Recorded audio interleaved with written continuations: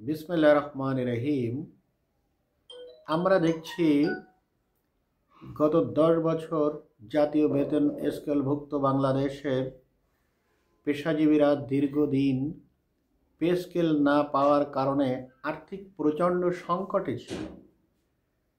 এই সংকটের কারণে তাদের দাবির পরিপ্রেক্ষিতে পে কমিশন গঠন করা হলো এবং তারা যখন দু একটা মিটিং করলো, মিটিং করার সঙ্গে সঙ্গে আমরা যখন বিভিন্ন মিডিয়ার মাধ্যমে দেখতে পাচ্ছি 100% বেতন বাড়ছে, 95% বেতন বাড়ছে, other facilities also increasing following that way.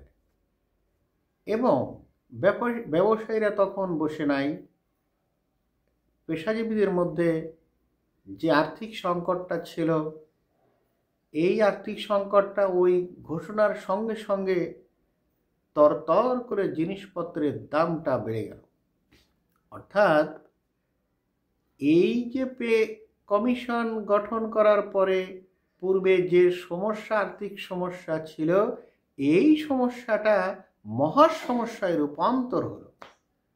We are listening from various sides, various types of printing media, various types of Facebook and others continuously আমাদের বেতন এত বাড়তেছে, অত বাড়তেছে, সেইভাবে জিনিসপত্রের দাম তরতর করে বেড়ে একটা অসহনীয় পর্যায়ে এসেছে। অর্থাৎ আর্থিক যে সমস্যা ছিল, এই সমস্যাটা মহা সমস্যায় রূপান্তর হলো। আপনারা একটু বিবেচনা করুন, তাহলে এই পে স্কেলটা এখন এমন একটা পর্যায়ে এসেছে, এই পর্যায়টাকে বলে it is called point of no return. অর্থাৎ এই স্টেজ থেকে পে স্কেল না পেয়ে বেরিয়ে আসলে তো একেবারেই মহা সমস্যা, আরও সমস্যায় পড়ে যাবে এই পেশাজীবীরা।